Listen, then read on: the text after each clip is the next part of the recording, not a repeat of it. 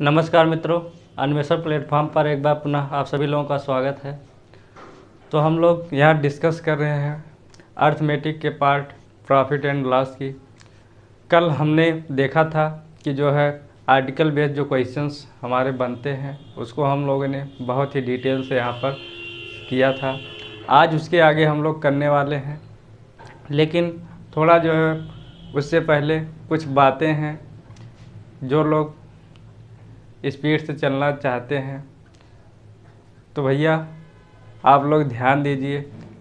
ज़्यादा स्पीड से चलेंगे तो फिर जो है दुर्घटना होने के चांस जो है ज़्यादा रहते हैं, इसलिए आराम से धीरे धीरे चलिए।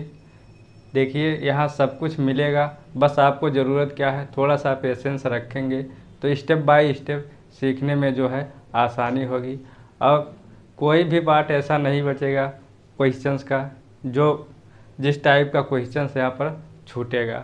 आपका जो है सब टाइप का क्वेश्चंस यहाँ पर होने वाला है, लेकिन उसके लिए आपको पेशेंस बनाने की ज़रूरत है। अब सोचिए कि एक ही वीडियो में पूरे जो है चैप्टर यहाँ पर हम लोग समाप्त कर लें तो ये पॉसिबल नहीं है।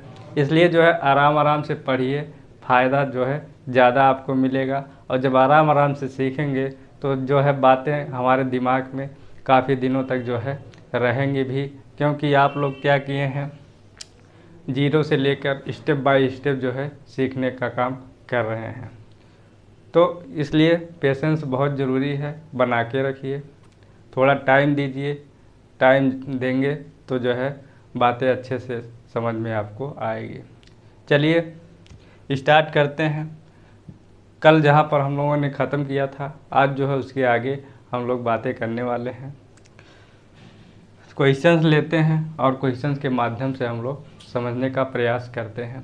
आप लोग भी कापी पेन लेकर तैयार रहिए और जो है खुद से भी लगाने का प्रयास किया करिए, क्योंकि यहाँ पर हम जो है एक ही टाइप के जो है 2 या 3 क्वेश्चन लेकर चलते हैं।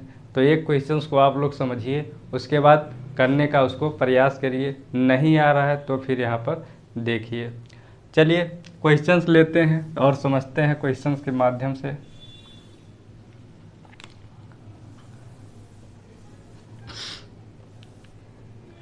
एक व्यापारी ने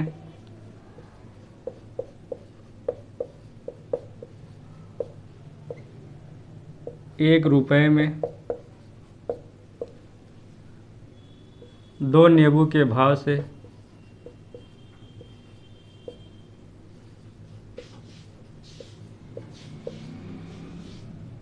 कुछ नींबू खरीदे।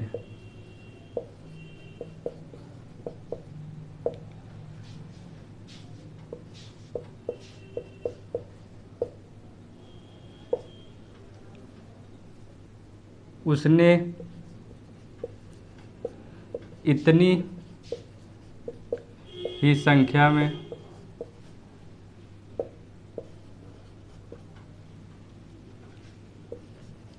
नींबू ₹1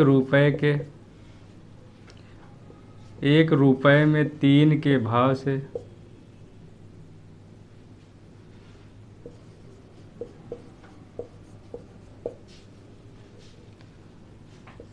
भी खरीदे।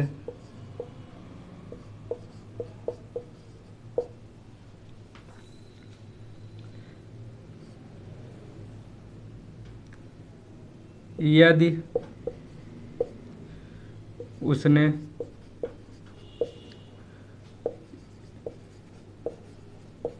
इनको ₹2 में 5 नींबू के भाव से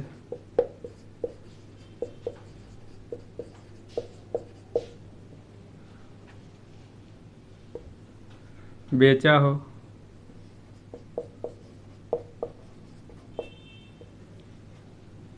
तो बताइए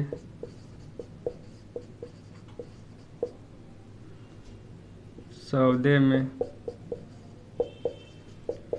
कितने प्रतिशत लाभ या हानि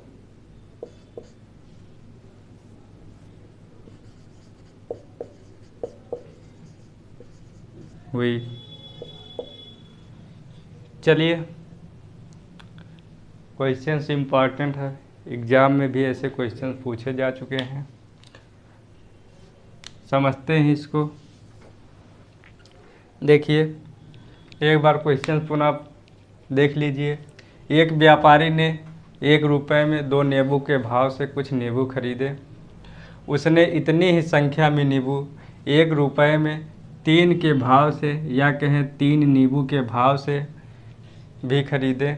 यदि उसने इनको 2 रुपये में 5 नींबू के भाव से बेच दिए हैं तो सौदे में कितने प्रतिशत लाभ या हानि की बात हमको जो है पूछ रहा है, वही हमको निकालना है, कितने प्रतिशत लाभ या हानि होगी। तो देखिए इसमें आप लोग जो है सोचिए, अगर हमको जो है नींबू की संख्या पता चल जाए, कुछ नींबू खरीदे हैं, अगर यही पता चल जाए तो हम लोग जो है क्वेश्चंस को आराम से कर सकते हैं, क्योंकि जो है उसी पर जो है लाभ और हानि आराम से निकल जाएगा। लेकिन उसके लिए क्या होगा, हमको संख्या की ज़रूरत पड़ेगी। तो इसमें हम क्या करने वाले हैं, यहाँ देखिए समझिए इसको।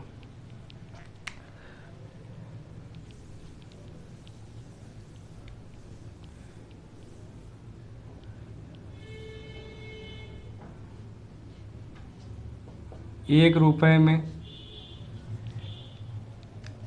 कितना खरीदा है, 2 नींबू, और दूसरी दुकान से 1 रुपये में कितना खरीदा है, 3 नींबू।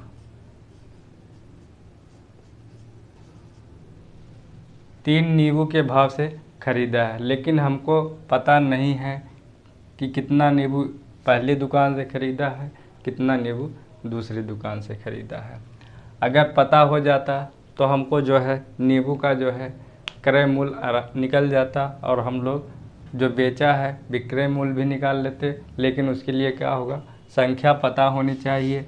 वही काम कर रहे हैं यहाँ पर, संख्या पता करने का। ये तो हमारा क्या हुआ, जो खरीदा है, और बेचने वाला क्या है, 2 रुपये में 5 के भाव से। ये क्या हुआ, बेचने वाला भाव हुआ।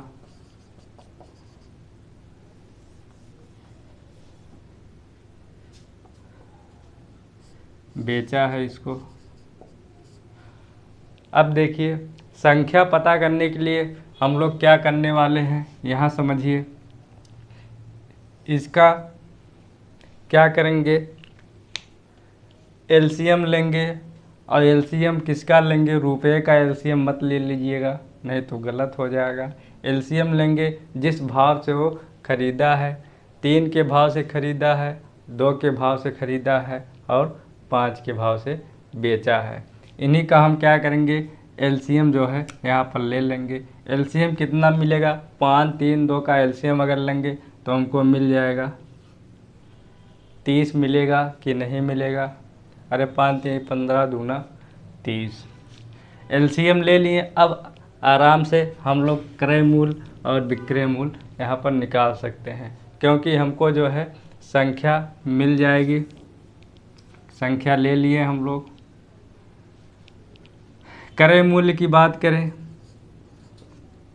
थोड़ा इधर से लिखते हैं।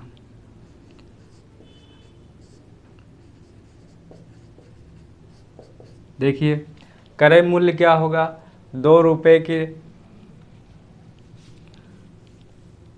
1 नींबू का भाव निकालेंगे। 1 रुपये में कितना नींबू खरीदा है आपको पता होगा, रुपये ऊपर और जो है संख्या कहाँ होती है, नीचे होती। ये तो हुआ 1 नींबू का मूल्य। कितना नींबू खरीदा है, यहाँ पर देखिए 30 नींबू खरीदा है। अभी जो है दूसरी दुकान से भी ख़रीदा है, तो क्या करेंगे, इसको ऐड कर देंगे। दूसरी दुकान का प्राइस कितना है, 1 रुपये में 3 है, यानी कि 1 नींबू का मूल्य हुआ। कितना नींबू टोटल ख़रीदा है, 30 नींबू ख़रीदा है। निकाल लेंगे काट के, ऐड करके 15 प्लस 10। ये क्रय मूल्य कितना हुआ हमारा, 25 के। ये तो हुआ हमारा क्रय मूल्य। अब विक्रय मूल्य की बात करते हैं। चलिए विक्रय मूल्य निकालेंगे। अब देखिए 2 रुपया है, 5 की भाव है, यानी कि 1 का विक्रय मूल्य निकाल लिए। 1 नींबू का बेचा कितना नींबू है उसको देखिए। यहाँ पर जहाँ गलत होने के चांस जहाँ ज़्यादा है वो यहीं पर होता है। आप लोग क्या करते हैं, विक्रय मूल्य को भी 30 लिख के जो है गुणा कर देते हैं, तो यहाँ पर जो है गलती हो जाती है हमारी। इस पर फोकस करिएगा। विक्रय मूल्य हमारा कैसे निकलेगा, नींबू बेचेंगे, नींबू की संख्या कितनी है देखिए। 30 तो पहले दुकान से ख़रीदा है, 30 दूसरे दुकान से ख़रीदा है, क्योंकि ख़रीदारी 2 बार किया है। तो क्या करेंगे, संख्या बेचने की कितनी हो जाएगी, 30 + 30 हमारा जो है 60 हो जाएगा। इसको बहुत अच्छे से दिमाग में रखिएगा, नहीं तो 30 करेंगे तो क्वेश्चन गलत हो जाएंगे। काटेंगे 12 बार जाएगा, 12 दूनी 24। अब देखिए हमको क्रय मूल्य और विक्रय मूल्य हमारा निकल गया कि खरीदने में कितना खर्च किया है और बेचा कितने का है, यहाँ निकाल लिए। अब जो पूछा है वो आराम से निकल जाएगा। बेचा है 24 में यानी कि, और ख़रीदा है 25 में, यानी कि 1 की हानि हुई। क्रय मूल्य पे हानि होती है। क्रय मूल्य कितना है, 25 है। प्रतिशत में निकालना है, 100 का गुणा कर देंगे, यानी कि 4% की क्या होगी, हानि होगी। यही जो है हमारा आंसर हो जाएगा। समझ में आया? क्या करना है, बस हमको पहले संख्या जो है ले लेनी है। संख्या कैसे लेंगे, जिस भाव से जो है ख़रीदा है उसका क्या करेंगे हम लोग, एलसीएम ले लेंगे। एलसीएम लेने के बाद जो है क्रय मूल्य और विक्रय मूल्य हम लोग निकाल लेंगे। आ गया है तो बहुत अच्छी बात है, नहीं आया है तो परेशान होने की ज़रूरत नहीं है। अगले क्वेश्चंस में सीखिए इसको।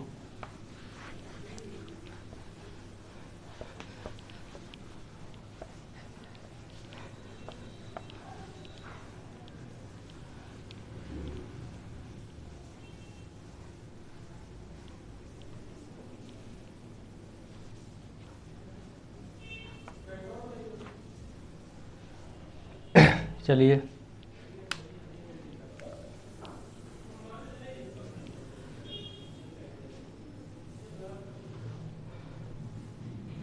अगला क्वेश्चन लेते हैं। एक व्यापारी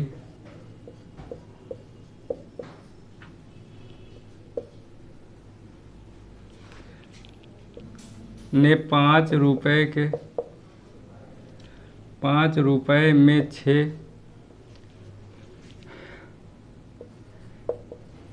पेनों की भाव से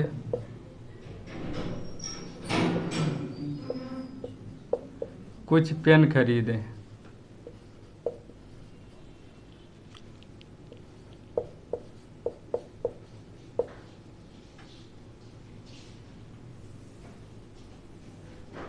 उसने इतनी ही संख्या में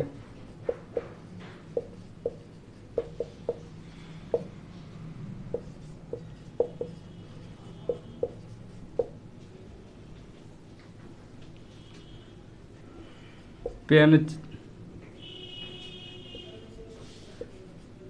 4 रुपए के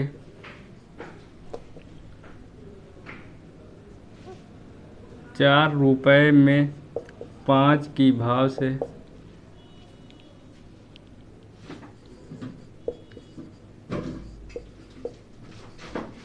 भी पेन खरीदें।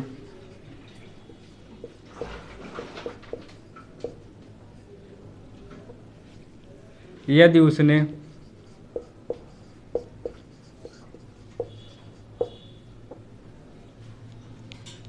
3 रुपए में 4 की भाव से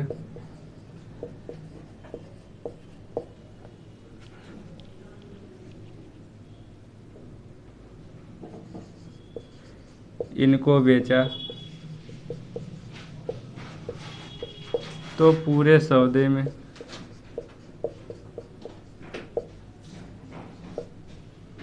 लाभ या हानि का प्रतिशत ज्ञात कीजिए। चलिए क्वेश्चन सुनिए एक बार। एक व्यापारी ने 5 रुपये में 6 पेनों की भाव से कुछ पेन खरीदे। उसने इतनी ही संख्या में पेन 4 रुपये में 5 की भाव से भी खरीदे, यानी कि खरीदारी 2 बार किया है। यदि उसने 3 रुपये में 4 की भाव से इनको जो है बेच दिया हो, तो पूछ रहा है सौदे में लाभ और प्रतिशत हानि कितनी होगी। देखिए खरीदारी किया है 2 बार, निकालते हैं इसको। पहले में क्या है, 5 रुपये में 6 है। दूसरे में क्या है, 4 रुपये में 5 है। ये हमारा क्या हुआ, खरीदने वाला मूल्य खरीदा है, और बेचा क्या है, 3 रुपये में 4 की भाव से जो है बेचा है। तो काम क्या करते हैं इसमें हम लोग, पहला काम करते हैं संख्या हम जो है निकालने का प्रयास करते हैं। और संख्या कैसे लेते हैं उसको समझिए। एलसीएम जो है लेके हम लोग संख्या ले लेते हैं। ये क्या है, बेचा है। एलसीएम जब लेंगे 6, 5 और 4 का एलसीएम लेने पे हमको कितना मिल जाएगा, तो आप कहेंगे 60 मिल जाएगा। निकाल के देख लीजिएगा आप लोग, एलसीएम निकालना अच्छी तरीके से जानते ही होंगे। 60 आएगा। अब आइए निकालते हैं, प्राइस निकालते हैं एक पेन का। क्रय मूल्य कैसे निकालेंगे,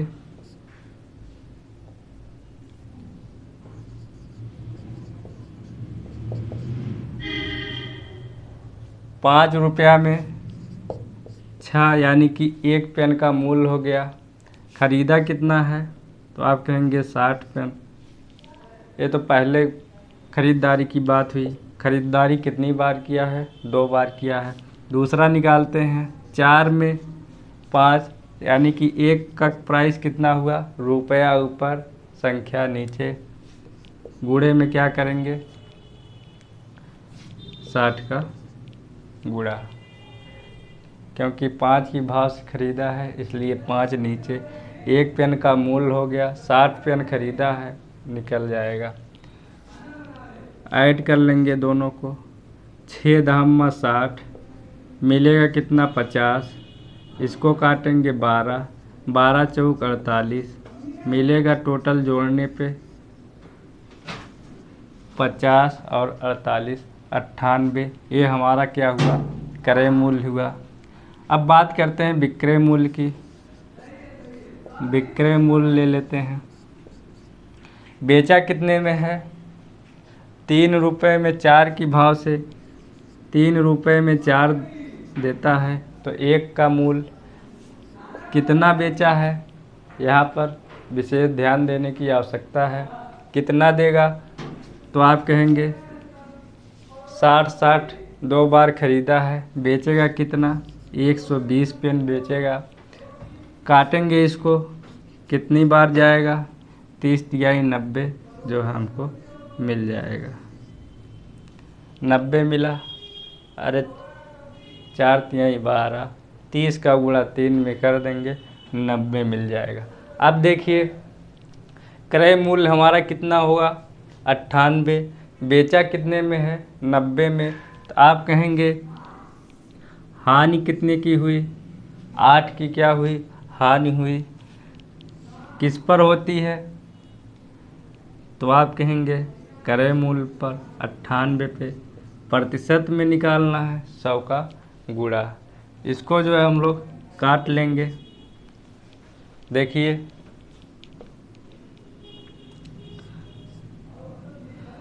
दो चौक 8, 49 होगा। 400 में 49 का भाग लगाएंगे तो हमको मिल जाएगा 8 सही 8 बचे 49। 9 अठे 72, 4 8 32 और 7 39, 392। 8 ऐड करेंगे 400 होगा। यही क्या हो जाएगा, परसेंटेज क्या हुआ है, हानि हुआ है। यही जो है हमारा आंसर हो जाएगा। ठीक, अब तो कोई कसर नहीं रही होगी, आराम से समझ में आ गया होगा। चलिए अगले क्वेश्चंस को आप लोग खुद करिए, देखिए निकाल पाते हैं या फिर नहीं निकाल पाते हैं। उम्मीद करता हूँ अब सब के सब लोग जो है निकाल ले जाएंगे।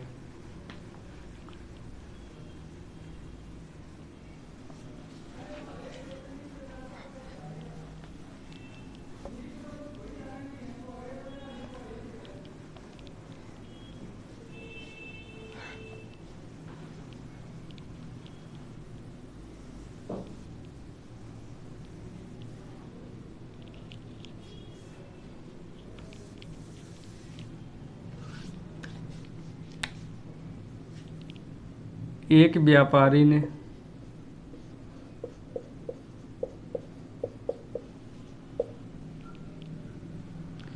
3 रुपए में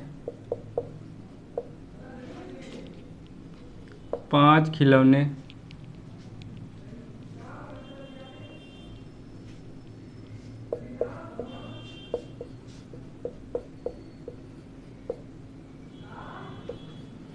की भाव से कुछ खिलौने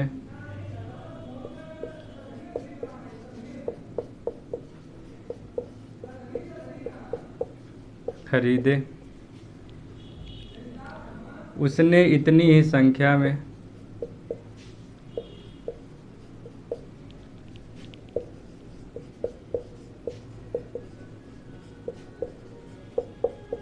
खिलौने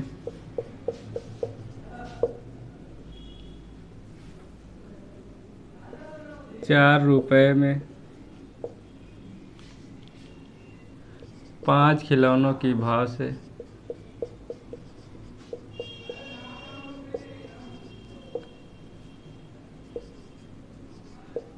भी खरीदे। यदि उसने इनको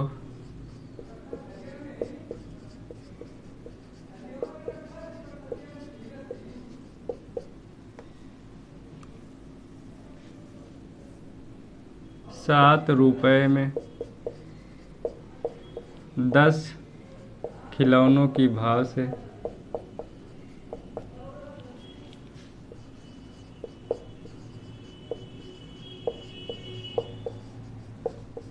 बेचा हो तो सौदे में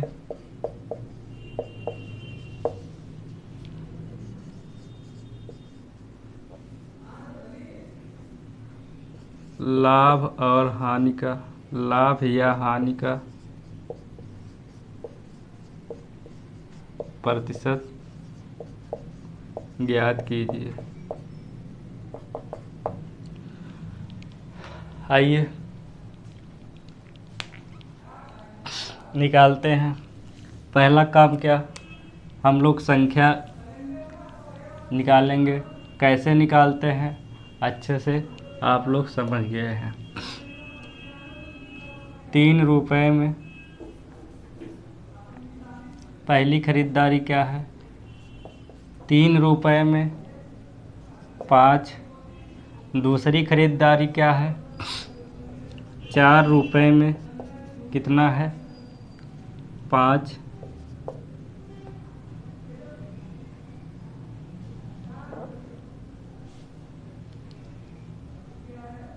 तीसरे की बात करें 7 है,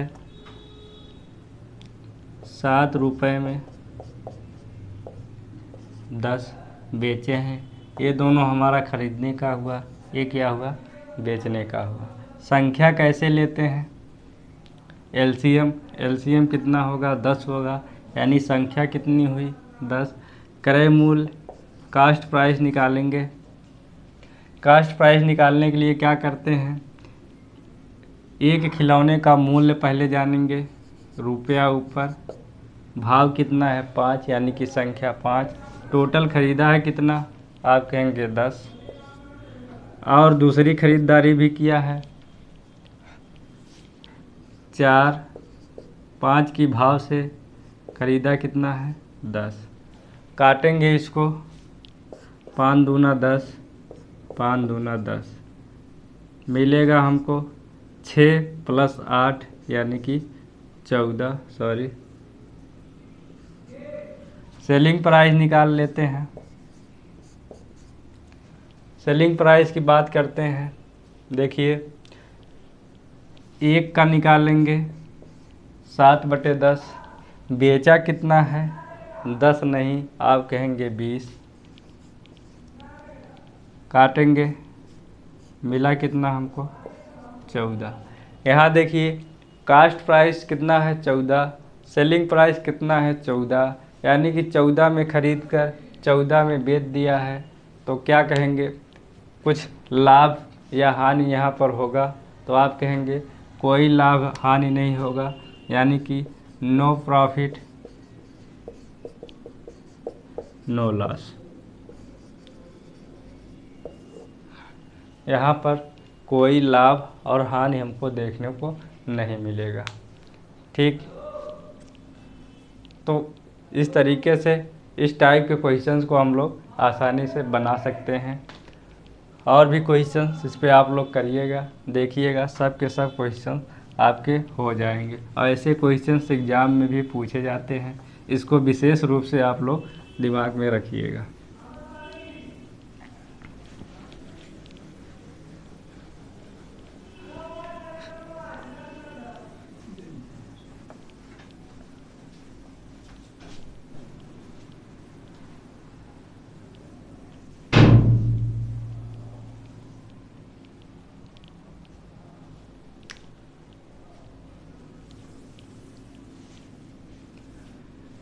चलिए थोड़ा जो है कुछ हट के क्वेश्चन लेते हैं, जो जिनमें हम लोग कंफ्यूज होते हैं, उसकी जो है लैंग्वेज हम लोग नहीं पकड़ पाते हैं और क्वेश्चन गलत करके चले आते हैं।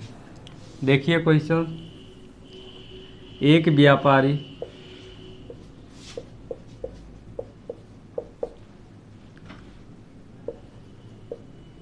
व्यापारी ने विक्रय मूल्य पर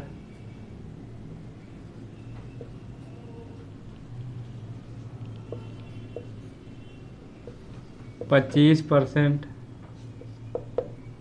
लाभ की गणना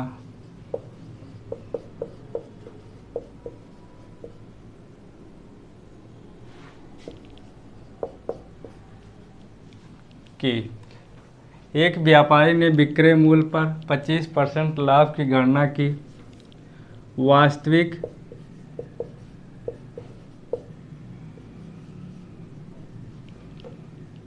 लाभ प्रतिशत कितना है?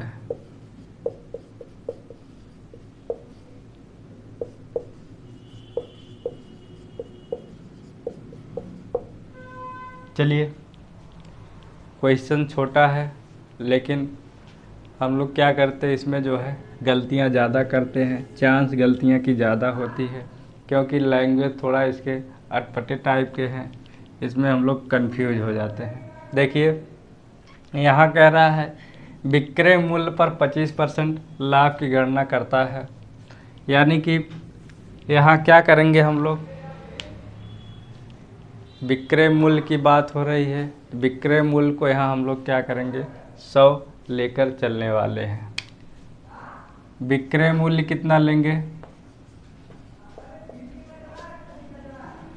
100 लेंगे।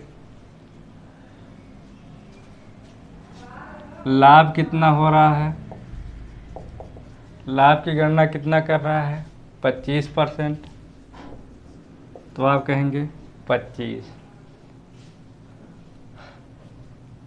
विक्रय मूल्य 100 है, लाभ कितना है 25, तो क्रय मूल्य कितना हो जाएगा उसको आप लोग देख लीजिए।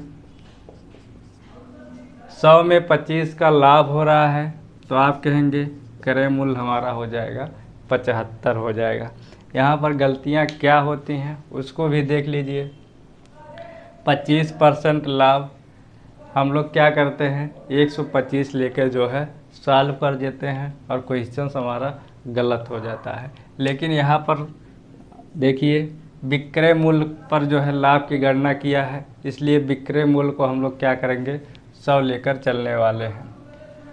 क्रय मूल्य कितना हो गया 75। अब वास्तविक लाभ परसेंट निकालेंगे। 25 का लाभ हो रहा है, लाभ या हानि हमेशा होता है किस पर, क्रय मूल्य पर। गुणे में क्या करेंगे प्रतिशत में निकालना है, 100 का गुणा 25 या 75, यानी कि हो जाएगा कितना 100/3। इसको क्या लिख सकते हैं हम लोग 3%। यही जो है हमारा लाभ प्रतिशत हो जाएगा।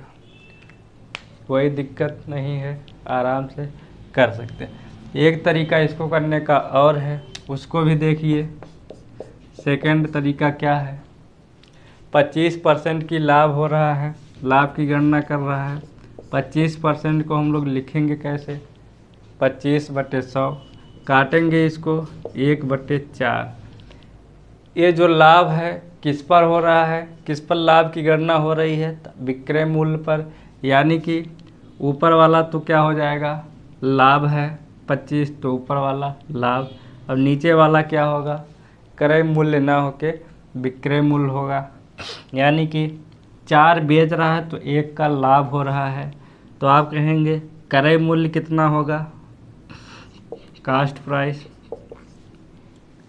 3 होगा, क्योंकि 4 बेचने पर 4 वस्तु बेच रहा है, 1 का उसमें लाभ हो रहा है। 4 रुपया देने पर 1 रुपया का लाभ होगा, तो आप कहेंगे कि कितना अपने पास से जो है लगाएं, 3 लगाएंगे। 4 वस्तु बेचा है, 1 का लाभ होगा, खरीदा कितना रहा होगा 3। प्रतिशत में निकालना है 100 का गुणा, काट लेंगे। यही जो है हमारा आंसर हो जाएगा। तो ऐसे भी आप लोग कर सकते हैं, ऐसे भी कर सकते हैं, जैसा अच्छा लगे। और कोई तरीका जानते होंगे तो उससे भी कर सकते हैं। मतलब हमारा क्या है, आंसर सही आने से।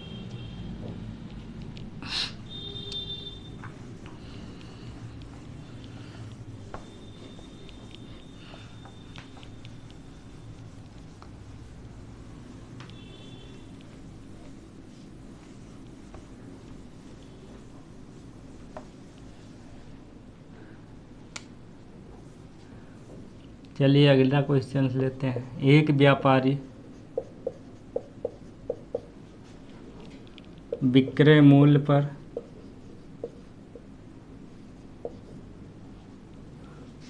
25% हानि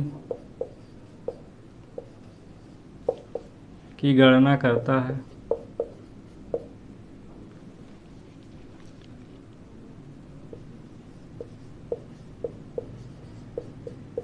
वास्तविक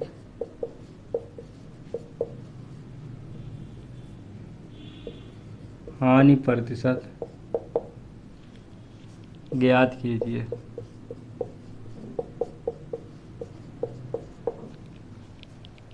चलिए देखिए, यहाँ विक्रय मूल्य पर बात हो रही है।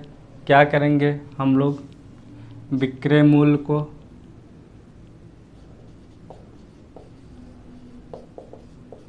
सौ लेंगे। हानि कितना है, आप कहेंगे 25। यहाँ तक बात क्लियर है।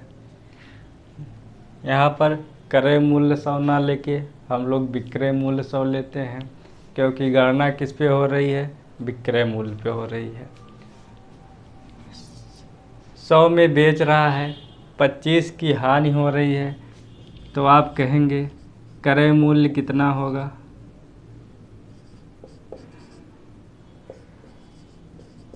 अरे 100 में बेच रहा है, 25 की हानि, यानी कि क्रय मूल्य 125 हो जाएगा। निकालना क्या है हमको? निकाल लेते हैं। 25 की हानि हो रही है, हानि प्रतिशत निकालना है। लाभ और हानि हमेशा क्रय मूल्य पर। 125 गुणे में क्या करेंगे? 100।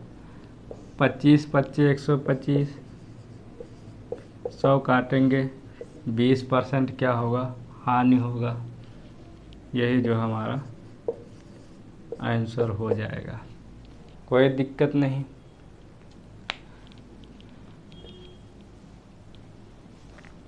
दूसरा तरीका समझिए।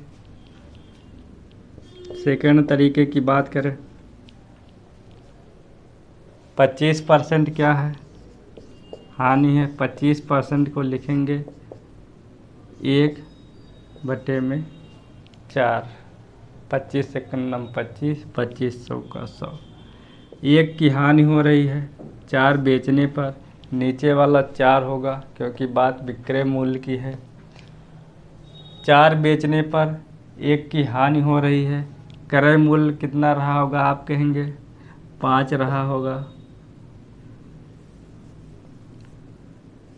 5 और हानि कितने की है? 1 की। प्रतिशत में निकालना है, 100 का गुणा, काट लेंगे, मिलेगा कितना? 20%। ठीक, तो ऐसे भी लगा सकते हैं, ऐसे भी लगा सकते हैं, कोई भी तरीका ले लीजिए, कोई दिक्कत नहीं।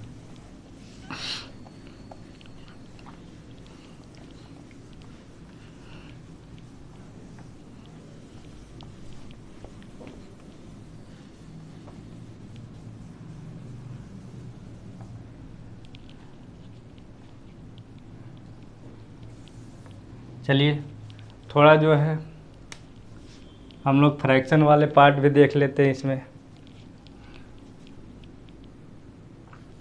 एक सौदे में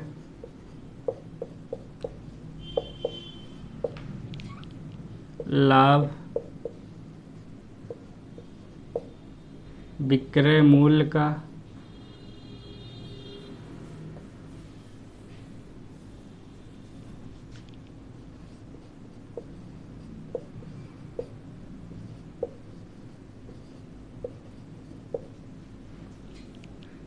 तीन बटे आठ भाग है। लाभ प्रतिशत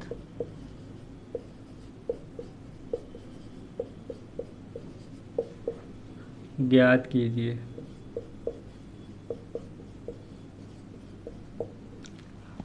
आइए क्वेश्चन देख के कुछ याद आपको आ रहा होगा। ऐसे क्वेश्चंस हम लोग पिछली क्लास में किए हैं, बस फ़र्क क्या है, यहाँ पर थोड़ा जो है विक्रय मूल्य की हम लोग चर्चा कर रहे थे, तो इसमें भी इस टाइप के क्वेश्चन हम लेना चाहते थे, यहाँ पर ले लिए। अब देखिए जहाँ लाभ है वहाँ क्या हुआ करता था? हमारा क्रय मूल्य हुआ करता था, जो इसके पहले हम लोग क्वेश्चंस किए हैं। लेकिन यहाँ क्या बात कर रहा है? लाभ की। लाभ विक्रय मूल्य का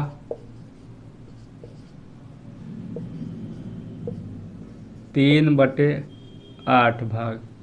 खेला हम पर किस पर करना है? हमको 3/8 पे करना है। बताए थे क्या हम? जिसके बगल में का लगा रहेगा वो जो है डिनोमिनेटर वाला पार्ट होता है, यानी कि हर वाला पार्ट होता है, और इसके बगल वाला क्या होता है? अंश का पार्ट होता है। तो यहाँ देखिए विक्रय मूल्य कितना हुआ? 8 हुआ। लाभ कितना है? 3 है। विक्रय मूल्य हमारा कितना है? आप कहेंगे 8। लाभ कितना है? तो लाभ हो गया हमारा 3, यानी कि 8 में बेच रहा है, 3 का लाभ हो रहा है। क्रय मूल्य कितना हो जाएगा 5। अरे 8 बेच रहा है, 3 लाभ हो रहा है, क्रय मूल्य कितना होगा 5 होगा। अब निकाल लीजिए लाभ प्रतिशत। 3 का लाभ हो रहा है, क्रय मूल्य कितना है 5 है, प्रतिशत में निकालना है, 100 का गुणा कर देंगे, काट लेंगे 20 तिहाई 60%। ये जो हमारा आंसर हो जाएगा, यानी कि 60% लाभ की बात यहाँ पर कर रहा है। आसान है, सिर्फ दिमाग में क्या हमारे रहना चाहिए, जिसके बगल में का होगा वो डिनोमिनेटर वाला पार्ट, और उसके बगल वाला क्या होगा नॉमिनेटर वाला पार्ट। निकाल लिए, विक्रय मूल्य, लाभ, क्रय मूल्य सब निकाल लेंगे। उसके बाद जो पूछेगा उसको कर लेंगे।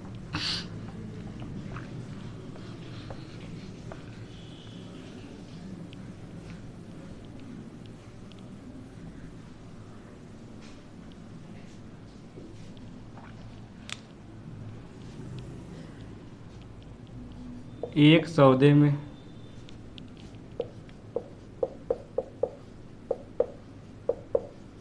हानि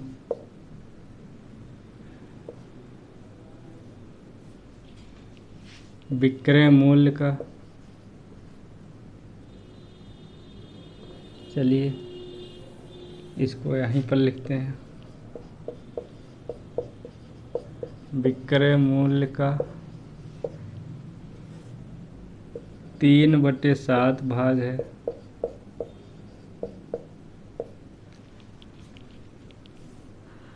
हानि प्रतिशत कितना होगा।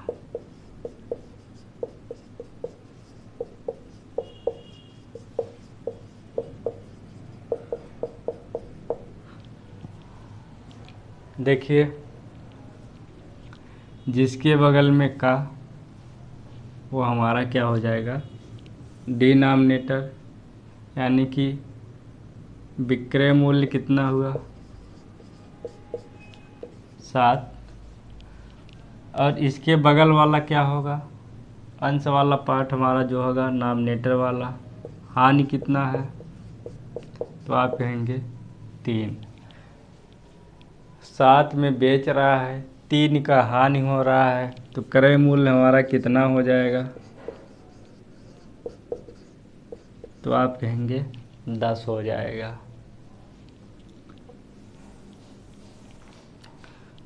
हानि प्रतिशत निकालना है, 3 की हानि हो रही है, क्रय मूल्य कितना है 10 गुणे में 100, 10 दहामा 100, आंसर कितना हमारा आ जाएगा 30%। यही जो है हमारा हानि होगा, यही हमारा आंसर हो जाएगा। ठीक, तो देखिए आसानी से कितने हम लोग सब क्वेश्चंस कर पा रहे हैं। बस आप लोग थोड़ा जो है इसको खुद से भी प्रैक्टिस करिएगा, सब के सब क्वेश्चन आराम से समझ में आने वाले हैं। तो यहाँ पर पूरा अर्थमेटिक हम लोग इसी तरीके से सीखने वाले हैं। स्टेप बाय स्टेप चलिए, धीरे धीरे सीखिए, अच्छे से सब समझ में आ जाएगा। किसी चीज़ को बार बार पढ़ने से अच्छा है एक बार पढ़िए, लेकिन अच्छे से पढ़िए, फिर उसके बाद जो है उस पर प्रैक्टिस करते रहिए, आपका काम हो जाएगा। ठीक, अब ये नहीं कि जल्दबाजी में जो है जल्दी जल्दी करके इसको निपटा लिया जाए, आधे क्वेश्चंस किया जाए आधे टाइप में क्वेश्चन छोड़ दिया जाए, तो फिर दोबारा हमको जो है कॉन्सेप्ट फिर से सीखना पड़े। एक बार कॉन्सेप्ट सीख लीजिए, स्टेप बाय स्टेप करके सीख लीजिए, फिर दोबारा जो है आपको कॉन्सेप्ट पढ़ने की ज़रूरत नहीं पड़ेगी, सिर्फ जो है आपको प्रैक्टिस की ज़रूरत पड़ेगी। मैथ एक ऐसा सब्जेक्ट है, अगर आप लोग उसमें जो है प्रैक्टिस करना छोड़ देंगे तो क्या होता है वो धीरे धीरे सब के सब चीज़ें जो है दिमाग से गायब होने लगती है। इसलिए प्रैक्टिस बनाए रखिए, बहुत ही ज़रूरी है, और एग्ज़ाम के लिए प्रैक्टिस जितना करेंगे उतना अच्छा परफॉर्मेंस एग्ज़ाम में आप लोग कर पाएंगे। चलिए आज की क्लास यहीं तक रहने देते हैं, मिलते हैं नेक्स्ट सेशन में कुछ नए कॉन्सेप्ट के साथ, और धन्यवाद।